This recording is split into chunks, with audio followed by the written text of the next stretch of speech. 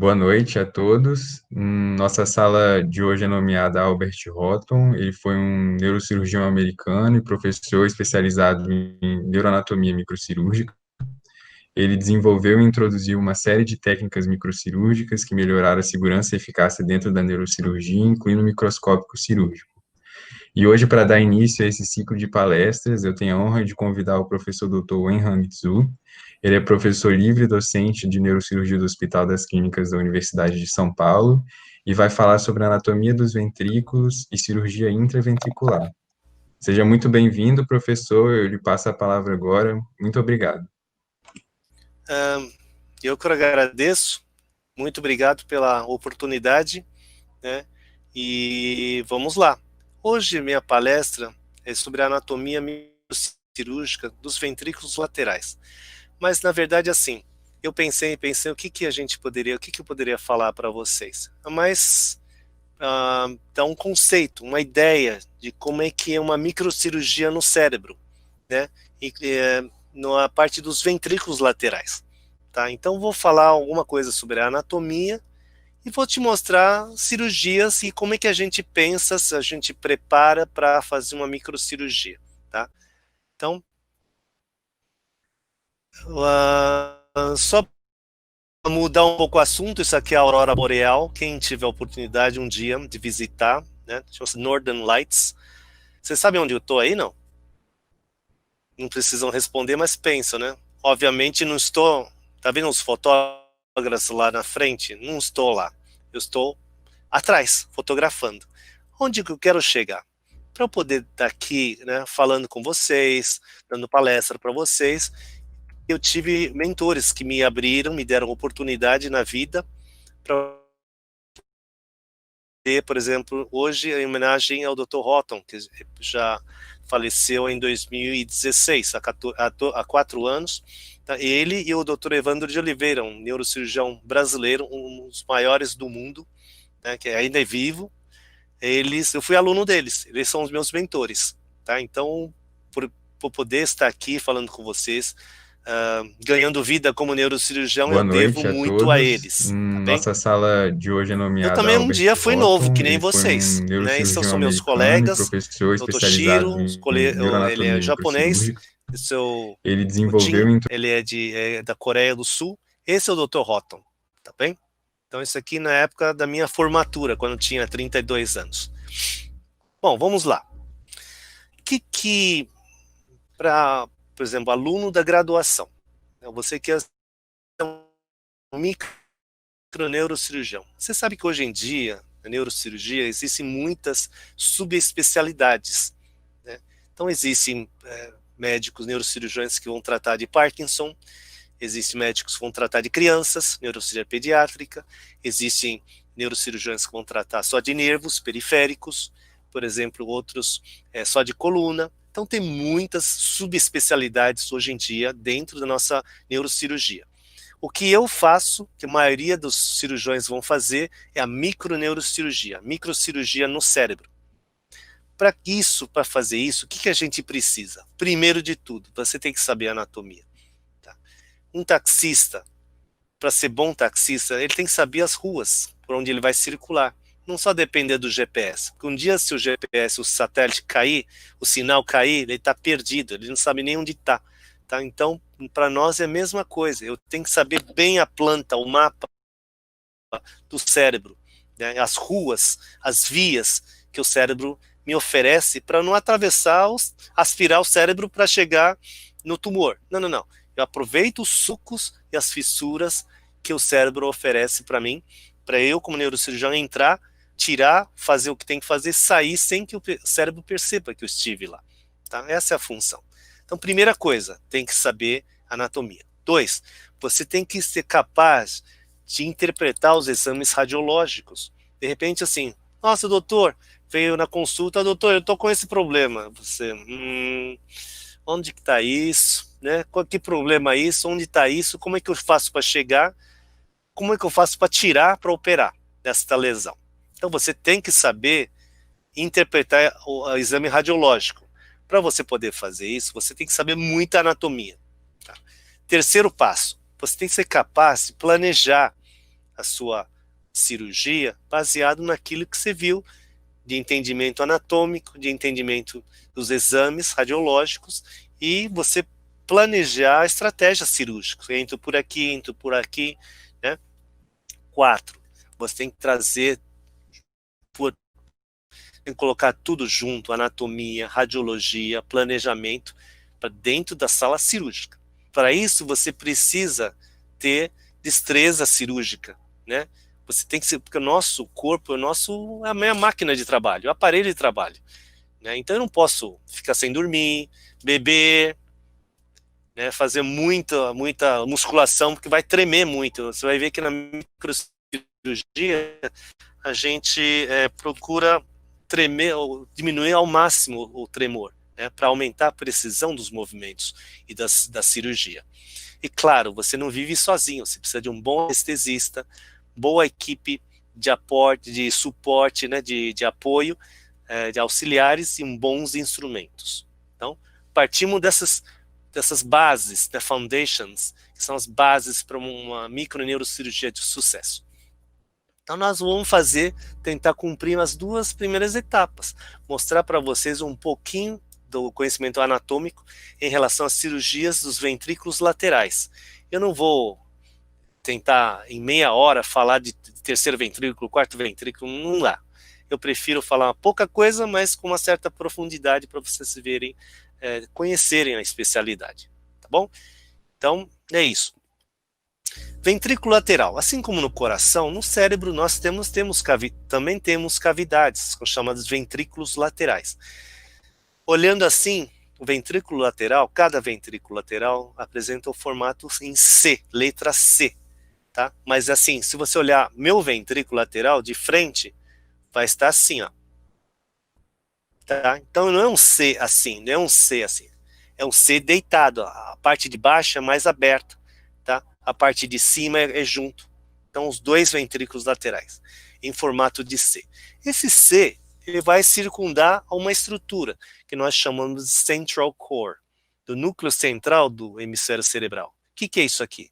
É a ínsula, né, com os núcleos da base e o tálamo, mais as cápsulas extrema, externa e interna, que são cápsulas do núcleo lentiforme. Então, tudo isso aqui forma o chamado central core. Então, o ventrículo lateral, ele circunda o central core, tá, em formato de C. E apresenta, isso é uma vista de cima, a gente está vendo de cima, tá? Então, estou vendo aqui o corno frontal, o corpo do ventrículo lateral, o átrio do ventrículo lateral, o corno occipital e o corno temporal, tá bem? Então, ventrículo lateral tem 5 partes, acabei de falar, corno frontal, temporal, corpo, átrio e o corno occipital. Então, que estrutura cobre? Que estrutura é o teto de tudo isso aqui? Teto chama-se corpo caloso. Corpo caloso, caloso quer dizer calos é uma estrutura dura, né? Antigos anatomistas foram dissecar cérebro, com certeza encontrar, puxa, que negócio duro esse. Vou chamar de um corpo endurecido, corpo duro, corpus callosum. Então, o teto de tudo isso aí é o corpo caloso. O corpo caloso é a maior comissura que nós temos no nosso cérebro, interligando os 2 hemisférios cerebrais.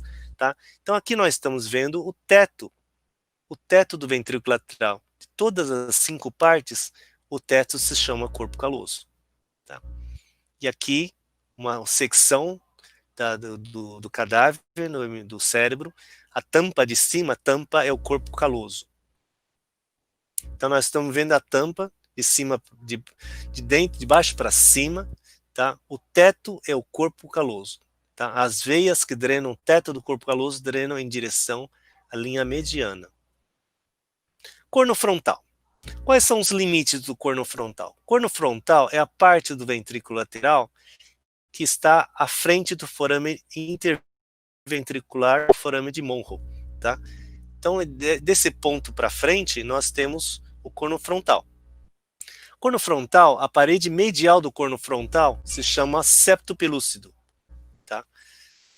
A parede anterior do corno frontal chama-se forceps minor. Então, que aqui parede lateral é a cabeça do corpo do núcleo caudado, e o assoalho chama-se rostro do corpo caloso. Tá? Isso aqui é forceps minor, ou joelho do corpo caloso. Repetindo, septo pelúcido medial, cabeça do caudado lateral, rosto do caloso no assoalho, tá? Anterior são forceps minor, ou joelho do corpo caloso. Limite posterior, forame de Monro. Esse é um corte coronal ao nível da transição entre o joelho e o corpo do corpo caloso. Vocês estão vendo aqui o tálamo, rostrum do corpo caloso, rostrum do corpo caloso. Vocês estão vendo aqui de imediato que o rostrum do corpo caloso interliga os giros orbitais e giro reto, ou seja, porção basal do lobo frontal é interligado, né, de um lado para o outro pelo rostrum do corpo caloso. Tá? Esse é um corte mais para trás, que a gente está vendo, e aqui nós estamos vendo forame de Monro de um lado, forame de Monro do outro. Esse é o tálamo e o limite posterior do corno frontal. Então, eu sempre gosto de dar exemplo. Por que eu tenho que saber se o assoalho é rosto, é o teto, é o corpo, a parede anterior, joelho? Porque eu vou aplicar na cirurgia. Então, vou apresentar um vídeo, um rapaz de 41 anos, com 6 anos de epilepsia. Hoje a gente chama-se crise epilepsia parcial desperceptiva. Né? Antigamente chamava-se de crise parcial complexas. Né? Então, são refratários, ou seja, não responde ao medicamento, de jeito nenhum. Então, o exame neurológico é normal. Aí você vê, aí que começa, lembra aqueles passos que eu te falei? A gente tem que saber a anatomia para poder também interpretar o exame. Nós estamos vendo aqui a região do corno frontal. Essa aqui é a região do forame de Monro, tá? Então eu estou vendo que essa é uma lesão no ventrículo lateral, corno frontal do lado esquerdo. Na ressonância, esse lado esquerdo, nosso lado direito é o esquerdo, né? Que não sei quem radiologista que convencionou isso. Esse lado, que é o nosso esquerdo, é o direito, tá? Então esse é o ventrículo lateral do lado esquerdo. Então tem uma lesão que ocupa fundamentalmente, esse é o septo pelúcido, fundamentalmente o corno frontal do lado esquerdo. Isso são as veias cerebrais internas, tá? Isso aqui é a transição da veia tálamo-estriada em veia cerebral interna. E estou vendo que o tumor é esse branco, tá vendo aqui? Os pontos pretos são artérias. Que artéria que passa nesse nível? Essa aqui, ó, são 2 artérias também. Que artéria que passa no meio do tumor nessa topografia? São as artérias cerebrais anteriores, ou a que a gente chama de artérias pericalosas. Então eu sei que tem artéria pericalosa passando no meio do tumor, tá? Eu estou vendo que esse tumor, se eu operar por aqui, aproveitando a fissura interhemisférica, eu atravesso e entro já direto no tumor, assim que eu atravessar o corpo caloso, tá? E eu estou vendo que em preto na ressonância é falta de sinal porque o fluxo é muito rápido. Então a artéria pericalosa está passando aqui, tá vendo? Esse é o tumor em preto, nesse corte sagital. O paciente está com o nariz aqui, isso aqui é a artéria pericalosa. Então eu tenho que ter em mente, olha, limite posterior tem, qual o perigo? Veia cerebral interna. Qual o perigo? A artéria pericalosa está passando no meio, né? Qual a melhor via? Se tem uma fenda que o cérebro me oferece, vou aproveitar essa fenda. Senão eu vou ter que atravessar tudo isso de cérebro para chegar até o tumor. Então, vamos ver como é que é. Esse é o posicionamento na neurocirurgia, de preferência, cabeça sempre tem que estar no nível acima do átrio do coração, para facilitar a drenagem venosa. Né? Se a veia não se o sangue não fica... Imagina você estrangular o pescoço, a veia jugular. Todas as veias vão saltar. Né? Isso o cérebro incha. Então, se você deixar o pescoço livre, cabeça mais alta que coração, a drenagem venosa vai ser ótimo e o cérebro vai ser ótimo para você operar. Tá bom? Então, acho que esse aqui eu vou pular o vídeo, né, por causa do tempo, tá? Mas vocês estão vendo aqui, tá? Esse é um pós-operatório, tá? Depois, acho que eu vou mostrar, peraí, só um instante. Acho que vale a pena ver. Só um instante que eu vou ter que mexer aqui, porque toda vez que você vai apresentar num arquivo separado, você tem que sair do modo apresentação, né, para entrar de novo no outro modo de apresentação. Então, peço desculpas um pouquinho, mas acho que vale a pena, né, para quem tem interesse, vocês estão assistindo porque tem interesse, certo? Então, vamos lá.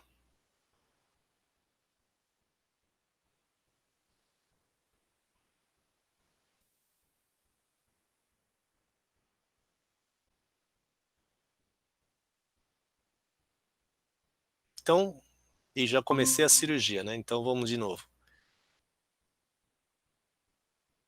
Então, isso aqui é foice, isso aqui é hemisfério cerebral esquerdo. Então, a gente está fazendo uma cirurgia, um acesso interhemisférico, tá? Então, eu estou separando. Então, essa é uma microtesoura, né? Você vê que você não pode estar bêbado, tá? Senão a mão treme demais. Isso aqui é o giro do cíngulo de um lado. Isso aqui é as duas artérias pericalosas. Esse é o corpo caloso. Esse aspecto esbranquiçado, né? Então, nós vamos fazer um acesso transcaloso, ou por cima. Esse aqui é um jalfuan, uma esponja, que serve como retrator. Ele não gruda no cérebro, então você não precisa usar retrator, tá vendo? Eu retraio, esse é o meu aspirador, tá? Eu estou mostrando, eu vou entrar por aqui. Esse é o joelho do corpo caloso. Para você cair no corno frontal, você tem que estar em torno de 2 centímetros do joelho do corpo caloso. As fibras do corpo caloso passam assim.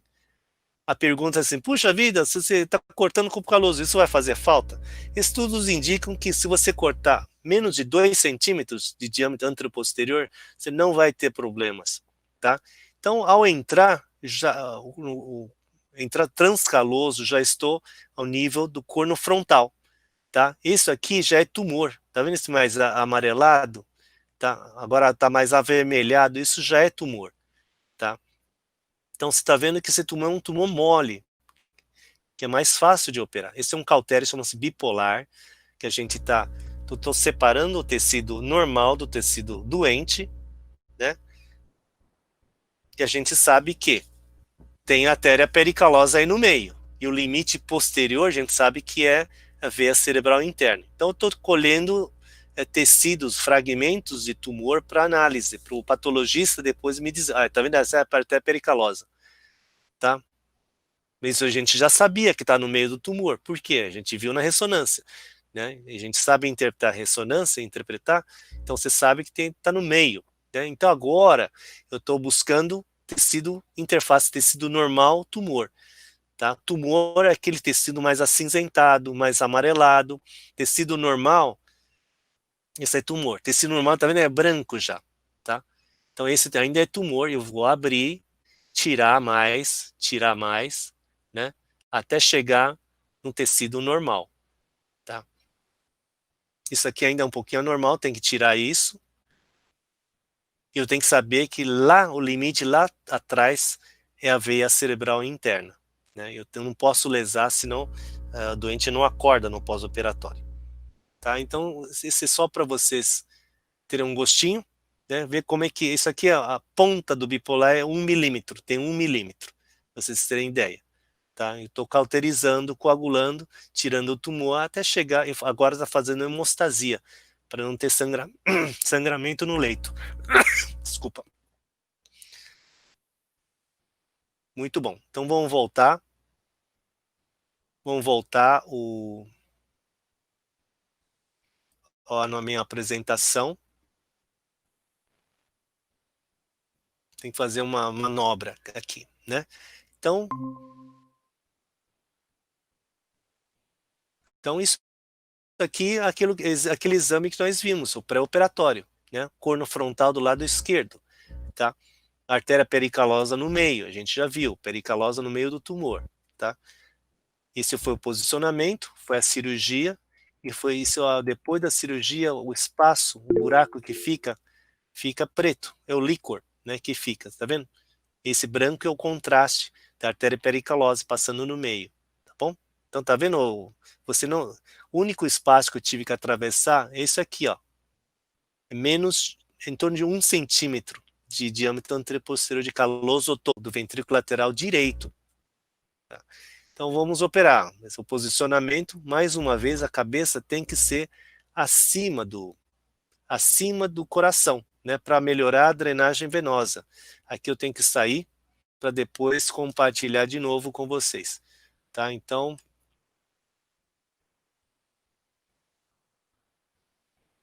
vamos lá.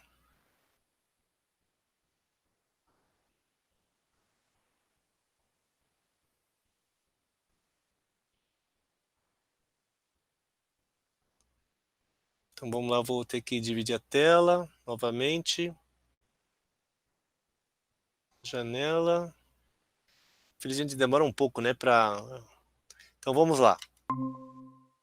Então agora é o hemisfério direito. Vocês lembram? Essa foice, eu estou operando entre o cérebro frontal direito e a foice. Chama-se acesso interhemisférico.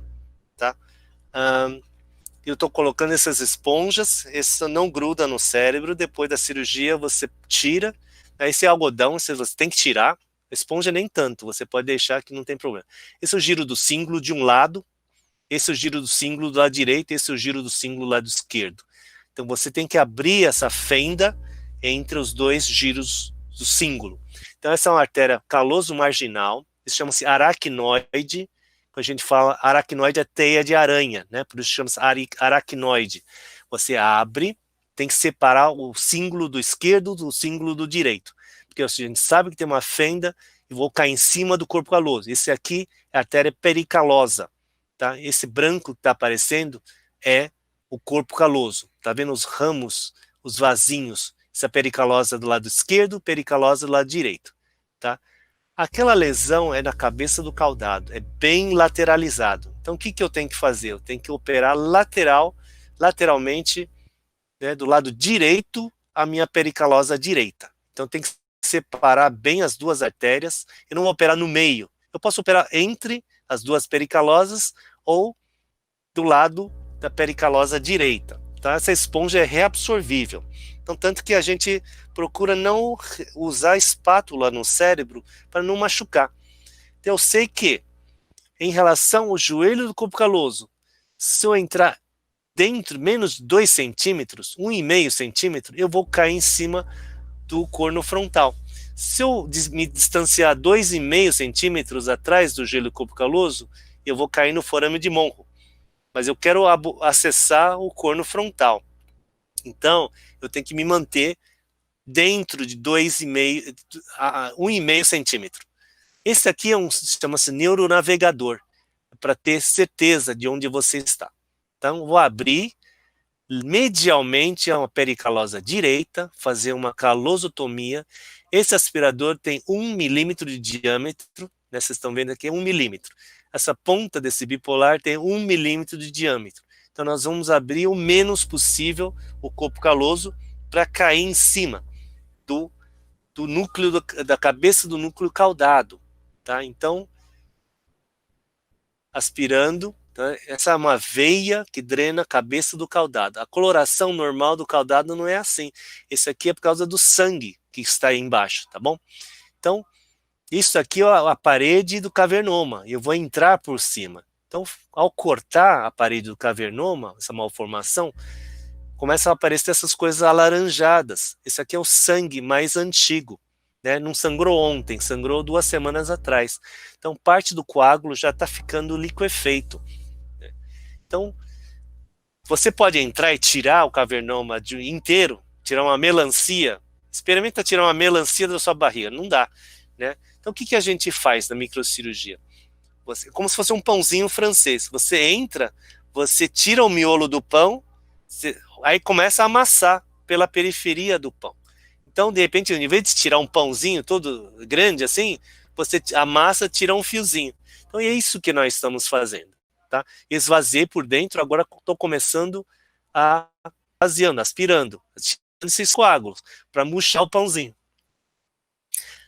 O miolo, né? Murchando o miolo, o que tem que trabalhar ao redor para amassar esse cavernoma. Né? Então, você transforma um cavernoma grande num cavernoma minúsculo, aí você tira.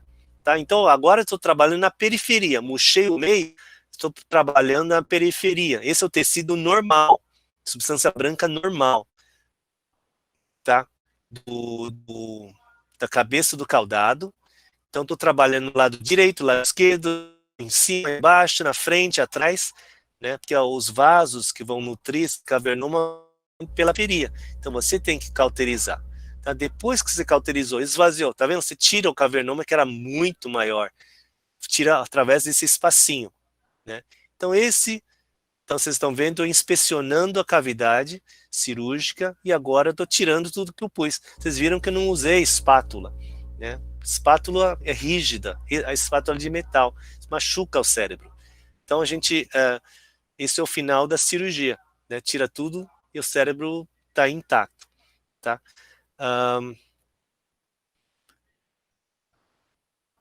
Agora vou apresentar, só para fechar a apresentação, né?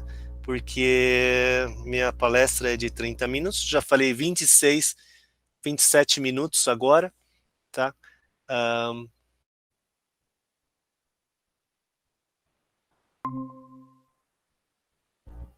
Então, isso aqui, ó, vocês viram? Isso aqui é aquela bola antes da cirurgia, tá? Então, o que que eu fiz? Eu entrei pela fissura interhemisférica, atravessei isso aqui do corpo caloso, tá? Eu trabalhei lateral à artéria pericalosa, eu entrei aqui, esvaziei o miolo do pãozinho, do cavernoma, aí comecei a trabalhar para os lados, para cá, né? Aí isso aqui era desse tamanho, ficou pequenininho, aí eu consegui tirar. Então, calosotomia eu fiz aqui, ó, tá? Então, isso aqui é o pós-operatório. Saiu o cavernoma, entra um buraco. O espaço onde o cavernoma ocupava, né, ficou assim, tá? Esse é o leito cirúrgico. E essa menina está muito bem hoje em dia, tá? Não teve problema nenhum. Eu tenho 2 minutos.